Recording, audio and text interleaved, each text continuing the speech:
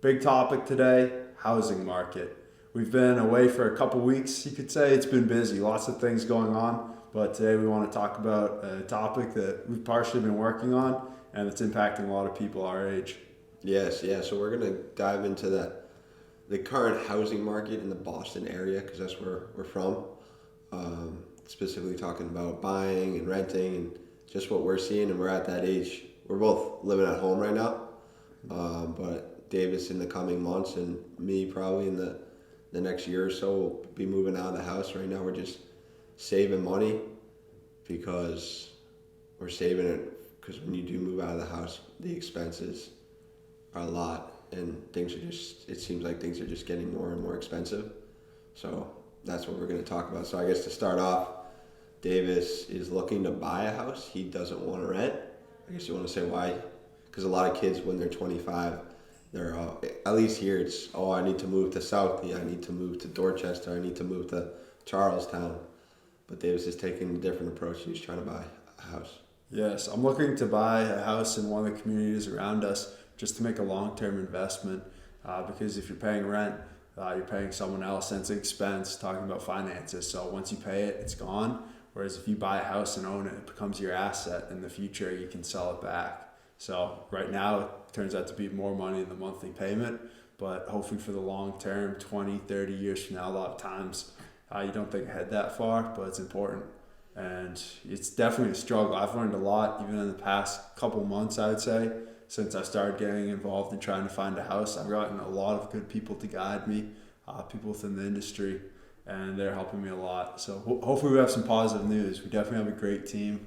And I guess what steps are you taking to buy a house? Yes. So the biggest thing is getting pre-qualified for a mortgage, because if you're going to borrow money from someone else like I am, then you're going to need to go through a process. For example, it's a reason your credit score is so important, because when you go to say, hey, I want to borrow however much. Credit score is important for renting as well too. So Yeah. I mean, I recommend if you're someone around our age and you don't have a credit card already, get one just to start building that credit book going. Yeah. And one big reason that I'm looking more seriously at buying is because Brennan scared me off renting. I was thinking about renting, but Brennan was talking about the rents at his property. I was like, wow, that's a lot of It's money. not just at my property, it's just in the surrounding areas. It's going up, but we'll touch more into it because it goes hand to hand with the housing market. Yes. So Davis, you can continue, and then we'll touch on that later though. You've got it. So first step I went through was to get pre-qualified for that mortgage. So say, this is how much money I make, this is how much I've saved, and then a specialist is able to help you out.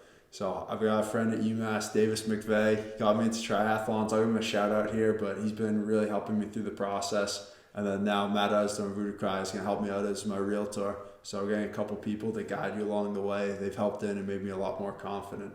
So shout out to them. They've made me understand a lot more, and we're just getting started in the process, but they've been a huge help. Yeah, so I guess we can go a little more into it. Right now, the housing market is crazy because there is so much demand for not enough supply.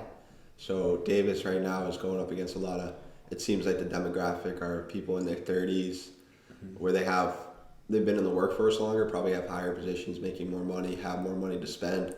So people are putting over asking price. Yes. So the asking price, let's say it's $500,000, and then it's selling for $600,000.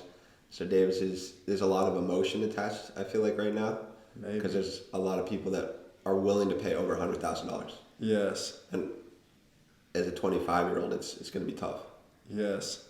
So what's your strategy about going about it? I think it's just finding the right place. I mean, if you find a place and you're willing to spend more on it, then it'll make sense. But it definitely is challenging, like Brennan's saying, because there are a lot of people looking to buy houses, whether it's from the pandemic, maybe they've been deciding they want to move out of the city, coming into the area. It's all the things you hear about in the news.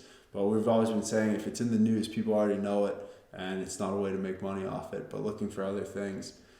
So I'd say it's definitely challenging. I mean, I've just put my first offer this past weekend. I bid over asking on a house, and I didn't get it. So it just shows how competitive the market is, because I was trying to negotiate a little bit back and forth, and that's one of the big reasons I said, hey, I need some extra help. I reached out to Matt. He's been able to help me, and Davis has helped me understand the process as well. So I just want to give them full recognition, because I realized how difficult it is. Even when you go to make an offer, You have to say, what are your contingencies? Do I need to inspect the house? Do I need a radon check?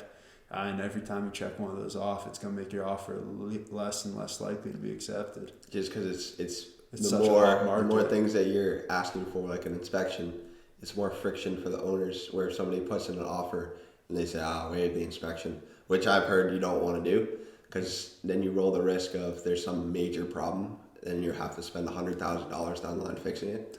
But just saying, I want an inspection is just one more thing the owner has to do compared to somebody just put an offer down and say, hey, I'll take it no matter what. Yeah, I'll give you your cash in a week. I'm a lot more Yeah, likely to it's accept tough. it. It makes sense from a business perspective. Yeah, it does. I mean, less work for money. Time is money. Yes. But going back to what I was talking about the rental and the housing market going hand to hand, because I'm in the rental business, and I see where, one, if you're buying a house, you got to put down usually a pretty big down payment. It's usually about 20%, right? Yes, that's the standard. Yeah, 20%. But again, the more you put in a down payment, if you are getting financing, the more favorable the terms will be on a mortgage. So lower interest rates. So even like 20%, it's a lot. Yes. So I mean, first you have to have that type of capital to put it down, and then with all these people bidding over, it's causing people not to be able to buy houses, and then you have this you don't have as much supply, so then it's forcing people to rent, and then when people are forced to rent, the companies are able to raise the price because there's no other option. Yes. So right now you see the rental market go everywhere. It's just going up and up at a crazy rate because people are pretty much forced to pay it. Yes. Yeah, you have no other option. You need a place to live. It's a necessity. And then if you can't buy a house, which is an issue, then you're forced to rent, and then it kind of just goes hand in hand. And if you're renting, then you're losing your money. Not losing your money, but you have a house, but you have to pay for it. Yes. Same as a mortgage, though. Yeah. Yeah, and you're saying there's so many variables. And I think one take that I'm looking at is it's an investment. So it's like buying a stock. Obviously, a lot more money's on the line. But if you're buying a stock, you have a market price. You're not going to pay 20% more for the stock because you can just get it at that certain price. But real estate's so illiquid. Someone could say the investment value of this house is $1 million. Next person says it's $1.5 million. That just leads to so much variation. It's a tough market to gauge, it seems like. And then the other thing, too, I think, is location. Yes. So a lot of kids our age, from what I see, they want to move into the city. Oh, they're not kids. Remember we were having this debate earlier? We had a debate if a 25-year-old, 24-year-old is still a kid. I said no, Brennan said yes. All right, well, people our age want to move to the city, which is understandable. More of a social aspect, going out, more convenient. So then that's also driving people to go into the city, where Davis doesn't want to do that. No, I don't want to. I want to be able to go outside, run around, bike, and have space. So now he's competing with a lot of people trying to buy their first house, which we brought up is going to be tough. So we'll see what happens, but it's going to be fun. I don't know what's going to happen because it just seems like everything is going up and up, and it's a big purchase. I mean, even if you have a roommate and you're paying $1,600 for rent, but you need a place to live. Yeah. Unless you can live at home, but you can't live at home forever. It's a lot of money. I would say one of the biggest takeaways that I have is it's amazing how much money they will lend you to buy a house. Because if I went and said, hey, I want to put 20% down and borrow a ton of money to buy stocks, bonds, derivatives, cryptocurrencies, you name it, the bank is going to say you're crazy or they're going to charge you a really high interest rate. Where for a house, yes, there is collateral, but again, the home prices can fluctuate, as we saw during the recession in 2008 to about 2010. Yeah. So I mean, it's insane just giving people hundreds of thousands, millions of dollars like it's nothing. Yeah, what Davis means by collateral too is that, let's say Davis can't pay his mortgage back, then they'll just take over the house. Yes. And the idea is that the housing market is going so high that they'll sell the house and then be able to make back their money plus more. Yes. But then Davis was referring back to the 2008 financial crisis, where the banks were lending out all these loans and people were buying these houses out of their price range, and then down payments a lot of times, ninja loans. Yeah, and they were also doing adjustable interest rates, so they could say, for the first month your interest rate's going to be 2%. People were like, heck yeah, and then 6 months down the line they jack it up to 20%. Yes. So then it caused people not to be, they weren't able to pay their mortgages, and at the same time all the housing prices went down, so it just collapsed everything. So then there was just all these outstanding mortgages, and it was a mess. Yeah, and the houses were worth nothing, so the collateral was worth nothing, and then it's just foreclosed and just take a loss. Yeah. It's a crazy situation. It's really interesting to learn about. That's another major takeaway from the process. Is it's just something new. Yeah. I found that's more interesting because a lot of times I'm like, hey, real estate, you need a ton of capital to start up, and it kind of kept me away from looking into it. But now I know Brennan's working in it, and I can see why it's interesting.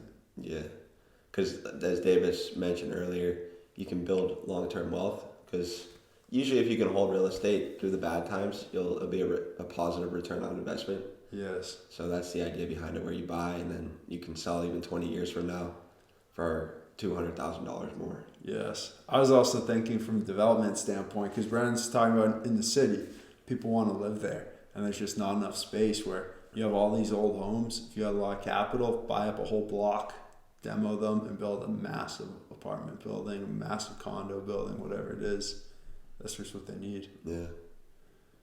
Big thoughts right here on big decisions, but it's been fun. It's a new adventure, like Brennan's saying. It's a lot of work and really just getting started. But maybe we have to have a realtor on, or that's somebody within the real estate business with more knowledge. Yeah, just to pick their brains about where they think the market's going to go, if it's going to keep going up. Because it's going up at a crazy rate. Yes, well, there's so much money in the system. It's tough to tell, and because people, it's a necessity. You need a place to live. Yeah. So you will spend money on it if you have to.